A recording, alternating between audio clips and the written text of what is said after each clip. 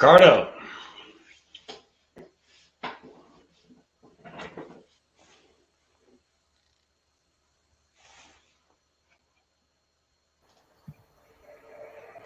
Hey, there you are. How you doing, Ricardo? I'm great. Thank you so much. What about you? I'm well. Thanks again for joining on our inaugural Go Live event where we try out the OneStream platform. And so, thanks for your grace too. If none of this works, and all we walk away with is a recording of your pretty face. Yeah. Thank you so much for considering me. Yeah, no, the pleasure's all mine, man. I really appreciate you taking the time out of your day to join up. I see you decided to go with the SAP TSG jersey. Oh yeah. Yeah. I feel like we should all get one. Everybody who's in the community should have one at this point. Yeah, you know what? I was trying to get the other one, the white one, but it was sold out, so I wasn't able to get it. Got it. Well, blue's a good look. It's a powerful color. I think is TSG the only club that SAP supports in the Bundesliga? Yeah, it's the only one. That's kind of a surprise, right? Yeah, I was reading the other day that one of the co-founders of SAP, I don't remember who, but one of the four co-founders of SAP bought the team. So that's why. Oh, that's why. That makes sense. Because if you look kind of across, the top teams in the Bundesliga, you're like, why wouldn't SAP want to have its logo on Bayern or BBB or somebody, right? Like somebody who's all over the world stage. But it makes sense now why it's TSG. Still also kind of confusing then is maybe why TSG doesn't have more star players if like one of the founders of SAP, who clearly has an unlimited bankroll, is behind the team, right? Yeah, well, that's another story, but yeah. All right, well, let's get into it. First of all, again, thanks for joining up. We really appreciate to have you on. Just want to highlight again the power of the LinkedIn SAP community, as a whole. I think if it weren't for the LinkedIn community, like Ricardo, you and I never would have met, right? So it was a purely, hey, you engaged with my content, I engaged with your content, organic relationship, starts, and here we are today. We've got you on a live stream. So I think that just kind of goes to show you the power of networking, in some of these professional sites, and how it can really start to add value if you're a little bit more intentional about it. Let's start off just by talking a little bit about you, Ricardo. Tell us where you're calling in from. Tell us how you got involved in SAP. Tell us where you are today. Give us the quick rundown. Okay. Yeah. Thank you so much once again for having me here, Colin. And definitely I support what you said. LinkedIn is a great platform. It's a great network because otherwise I wouldn't have the chance to get to know great and wonderful people like you and many others that we're lucky to get connected with. Talking about me, well, I am Ricardo Resendiz. I am a friend. I am an SAP consultant. Specialized in ABAP. I have around 22 years of experience in IT and 16 as ABAP developer. So it's been a long time since I joined the SAP consultancy. I am currently working for a Big Four. I am working for Deloitte. I am very happy. I am very happy working for them by now. So it is great that the things are getting exciting and everything is going great. Yeah. Well, congratulations again on the recent sort of call up at Deloitte. I know your role changed a little bit recently. Tell us about what you were doing at Deloitte previously and kind of what you're focused on now.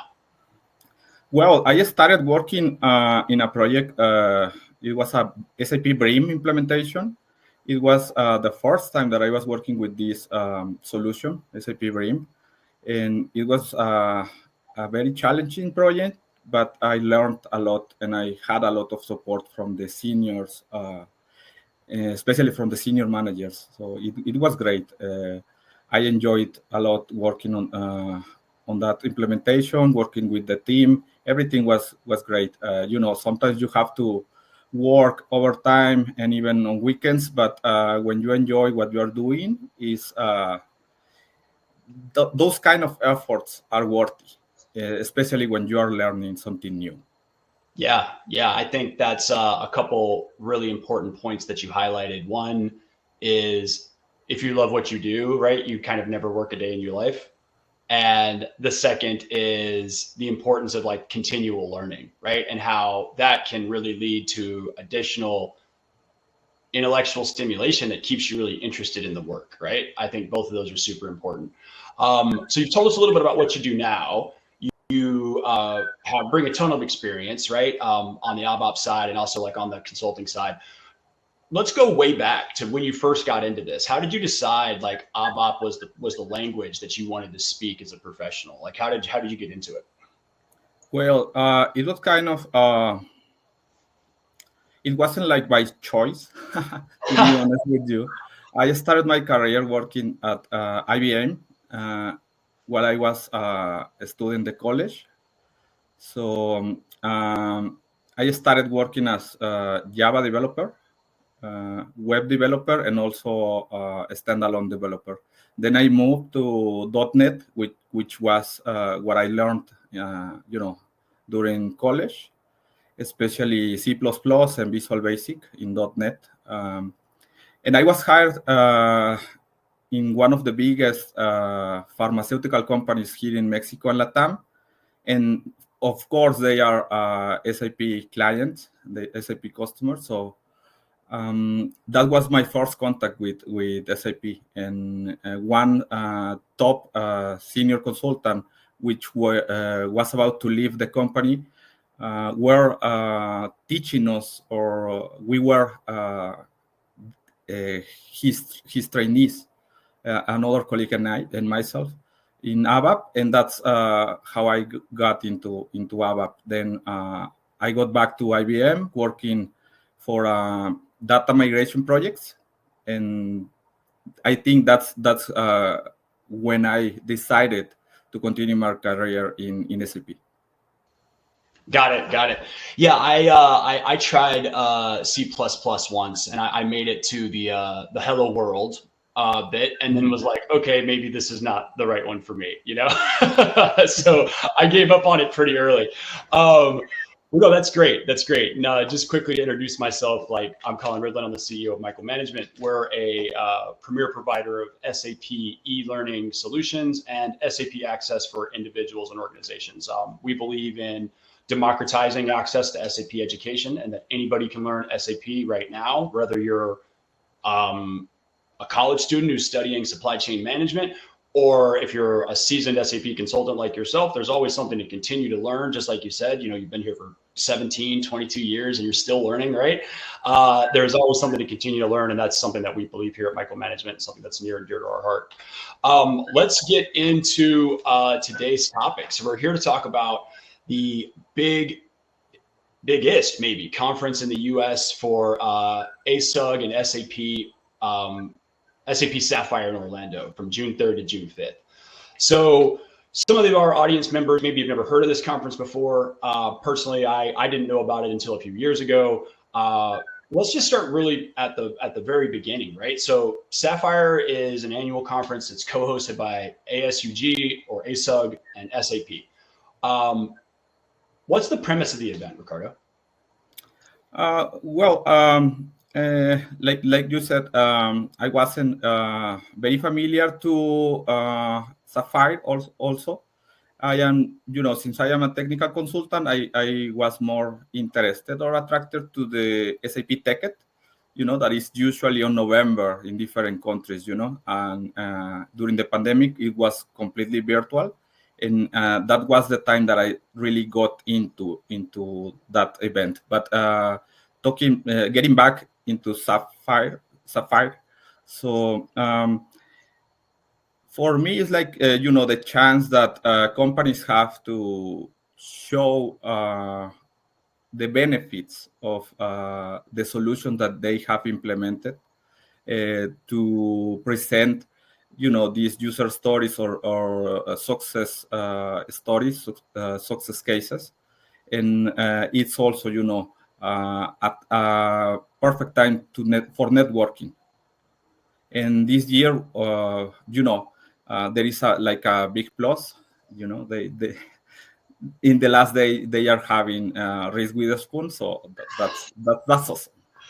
That is awesome, and we'll get into that one in a second. I know the keynote on the first day of the conference is going to be delivered by the CEO of SAP, which is also pretty big. Maybe not as big as Reese Witherspoon, but also pretty important, right? Yeah.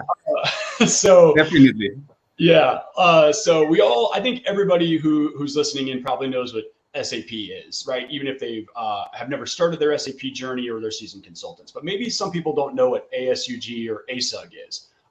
It kind of sounds like something you don't want on a sandwich. But what's ASUG? Like what's ASUG? Well, in my case, the first contact that I have with ASUG is in the chapter of Mexico. I contacted them because I was curious about what they were doing or something like that. I don't know if they work the same in other countries, but here in Mexico they are, you pay like a membership as if your company is not paying it for you, and you can join as an independent consultant, which is great because you have this chance. You pay like a membership and you get into the association. I know that in other countries, like my friends from Brazil, they have these influencers, so they represent the association. Like promoting events or giving conferences, webinars, and so on. So they have a lot of events during the year. This is one of the biggest ones, around the world. So that's how I got to know the ASUG. Okay, so then ASUG and the user groups are professional organizations for SAP users, independent consultants. It could be sort of anybody who's using SAP. And it sounds like they have regional chapters all over the place. Are they all acronyms like ASUG? Like, is Brazil BUG? Is Mexico's UG MUG? Is that how they all sort of unfold, or do they have different names?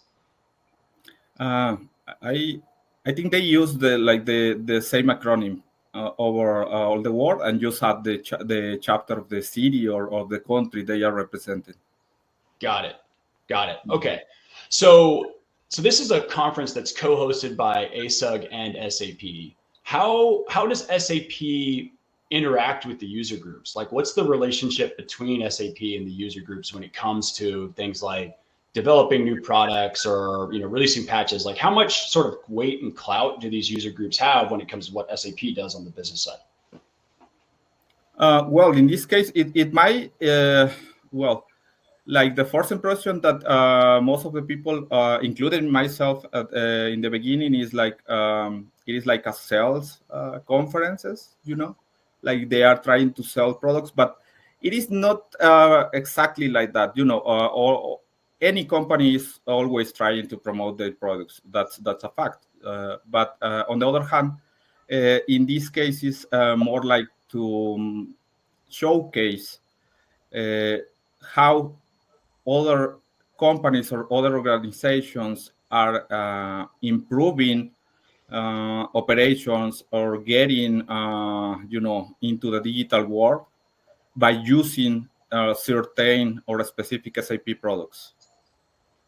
So other companies will know that already there are some companies around the world using these kinds of tools or solutions, and they will be interested in adopting those new technologies. Awesome. Well, talking about new technologies, I think, is a great segue to sort of shift focus and talk about what's got you and myself excited at what's going to be presented at Sapphire, right? I think there's so many different topics to choose from. We know that CEO of SAP is going to be there. Reese Witherspoon is going to be there. But let's pick a topic that's a little bit closer to product innovation. I think one that's near and dear to your heart is the SAP Analytics Cloud. So let's start there. We hear all the time about the SAP Analytics Cloud being tied to words like modernization and business transformation, digital transformation, all sort of thrown around. But how does the SAP Analytics Cloud tactically help businesses achieve these buzzwords? And like what type of benefits or businesses can benefit from the SAP Analytics Cloud? Since I started my career a long time ago, I can tell you that the the best benefit of all these new technologies is the fast that they can deliver results now, because previously I don't know if you have that experience, but to run certain reports you have to wait even days, because the performance was not that good as it is now.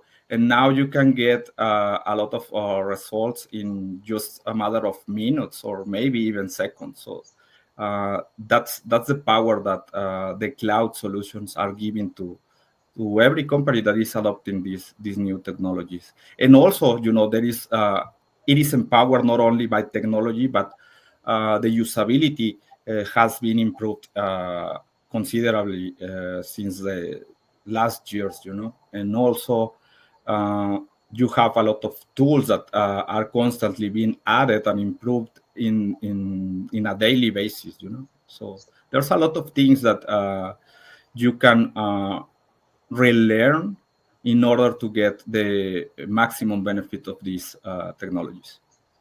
Got it. So it sounds like the SAP Analytics Cloud has come a long way, right?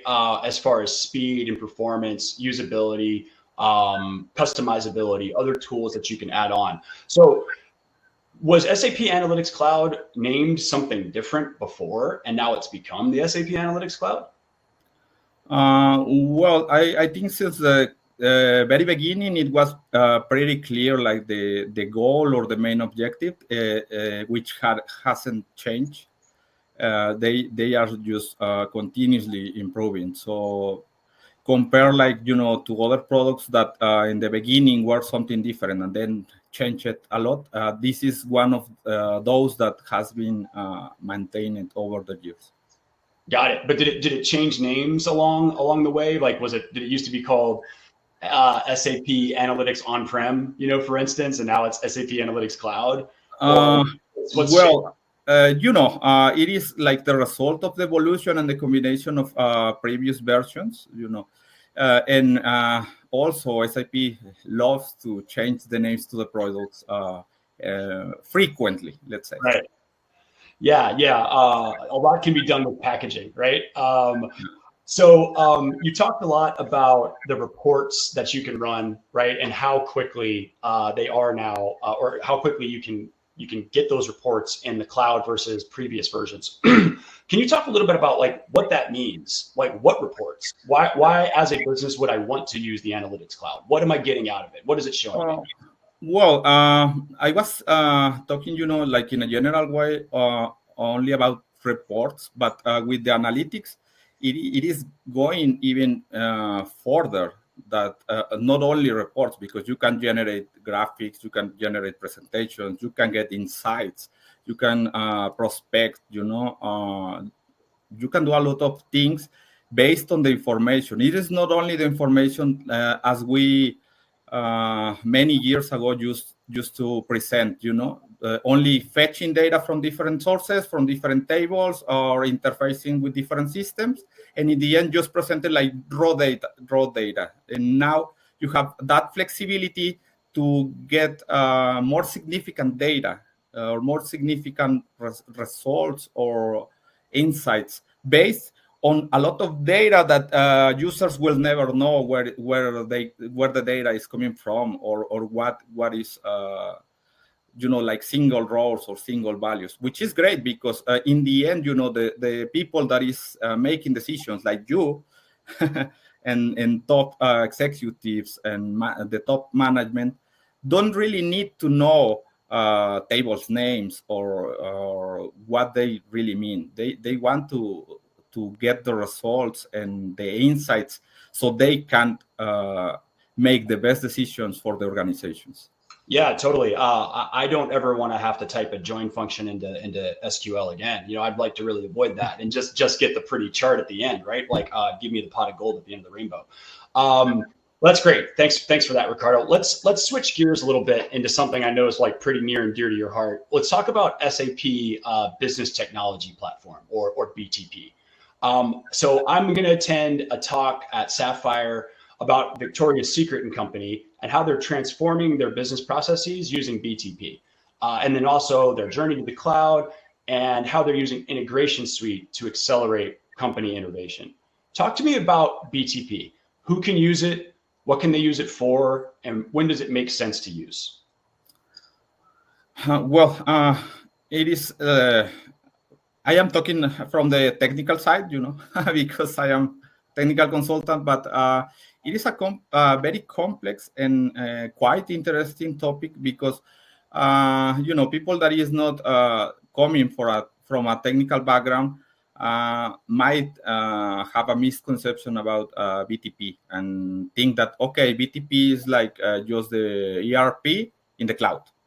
And that's a misconception, because in the end, BTP is a platform. It is included in the name. It is a platform where you can run a lot of services and instances. One of those services could be, in this case, S/4HANA Cloud, and you can connect a lot of services. You can have like these local no-code solutions, SAP Build Apps, which is for the applications, SAP Build Process Automation, which is like an evolution of the workflows that we had on premise that we have in the ECC and S4. You can have also SAP Build Workzone, which is to generate like these web pages and workspaces with just drag and drop options and a set of configurations. It is kind of, SAP is like making their solutions simpler to use. So you don't need anymore that very strong technical background. Of course, we still need developers, we still need sysadmin and all technical consultants, because otherwise nothing will work, But the thing now is that SAP is empowering the users and the non-technical users to enable them to add more value to their own operations, their own functionalities, or their own jobs in a daily basis, Yeah, I think that makes a lot of sense, and I think it dovetails into one of the mantras you've heard a lot from the SAP camp, which is these are no longer IT initiatives; these are like business initiatives, right? And so they're trying to empower the non-technical users to do things like drag and drop and make it super simple, so that the people who understand the business side of the house can get the insights that they want and then use those to make decisions, right? Rather than trying to explain and translate what the business need is to a technical user, and then there's some more translation, and then after that something finally starts to come to fruition. So let's change gears a little bit more and talk about something that's likely on everybody's mind: S/4HANA, right? From standardizing global business processes, driving efficiencies, transforming the businesses, like S/4HANA is SAP's flagship product today for ERP, right? It's a hot topic. What's got you excited about what's happening in S/4HANA right now, and what do you think we'll hear about it at Sapphire? Well, once again, talking from the technical perspective, for me, it is not that new, because fortunately, I have been working with S/4HANA for a while, let's say like 4 years ago. So for me, it's not completely new, but it is something that I was thinking a few minutes ago before joining the call. It is kind of funny and interesting that, how to say it, the senior consultant that I learned from, and top senior developers that at some point of my career were my colleagues, now reach out to me so I can guide or provide any advice to them to get into these once again so-called new technologies, because it is not new, definitely, but the thing is, as you may already know, there is still a lot of companies already using ECC. So this is a perfect time, since the support of ECC is going to finish, is going to be ended in 2 more years, in 2027. Yeah. Yep. I think that shift it was made famous, in Star Wars, right, where Darth Vader says to Obi-Wan Kenobi, like, the apprentice has now become the master, right? And so you've got your old seniors who are reaching back to you, asking you about the technology and how to use it back when, how roles have shifted over the last couple of years, right? What are some of the topics? What do you think we'll hear about about S/4HANA at Sapphire? Like, what do you think the big push is going to be from SAP? Well, in this case, I think that SAP has started like a campaign, not only with ASUG, but everywhere, to promote the migration to S/4HANA, to invite all their customers to start preparing to leave the ECC and start moving to S/4HANA. At the same time, it is not only now to move to S/4HANA as it was at the beginning, because at the beginning, most of the companies were moving to S/4HANA on premise. But now the approach of SAP has changed since 1 or 2 years ago, to move everything to cloud, either right, public, private, or a hybrid, because you are still having this possibility to connect your own premise to the cloud, which is great. But the main or the top recommendation is to move definitely to cloud. Yeah, I think you're spot on. I think that will be the common thread through a lot of the customer success stories that we hear about at Sapphire, is how somebody went from a legacy ECC on-prem to a public cloud with a clean core, and how greatly it's working, how much they love the innovation packs that get pushed out on a regular schedule, how it's working for them. I think you're spot on. All right, Ricardo, well, we've covered a lot of ground today, but let's wrap up with a question that's on everybody's mind. Maroon 5 and Reese Witherspoon are both attending Sapphire this year. Who's got you more amped up, and why?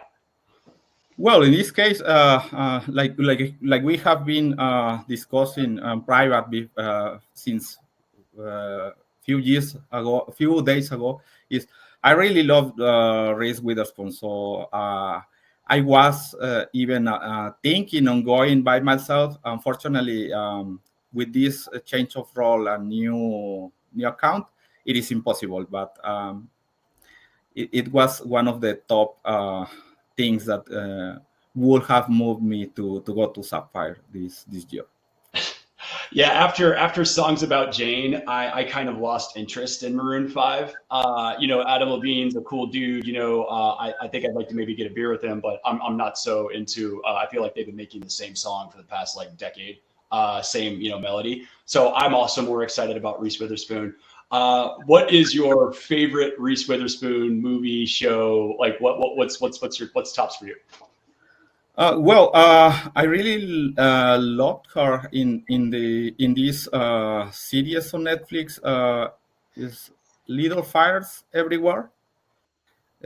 She is the mom of the family, and she's like trying to be the perfect mom, and her family is like breaking apart, and it's a great series. And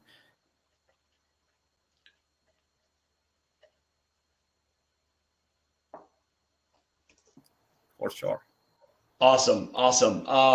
I think the one I watched recently was is it Big Little Liars or Big Little Lies? The one that's filmed in Carmel in California, where it's like all of kind of the richer families, and then they end up murdering somebody. I only watched the first season, but it was pretty darn good. Well, awesome. Well, thanks so much again, Ricardo, for spending some time with us to talk about Sapphire today and to get to know you a little bit better. Really appreciate your time. Thank you so much again, and let's talk again soon. All right. Definitely. Thank you so much for considering me and for having me here. And we will definitely catch up later. All right, sounds great. Thanks again so much for joining Ricardo. Ricardo is the concierge of SAP. You can find him on LinkedIn, doing big things at Deloitte. Wishing him all the best. And thanks so much again, everybody, for joining the live stream today. Have a great and a fantastic weekend. Bye. Thank you. Bye.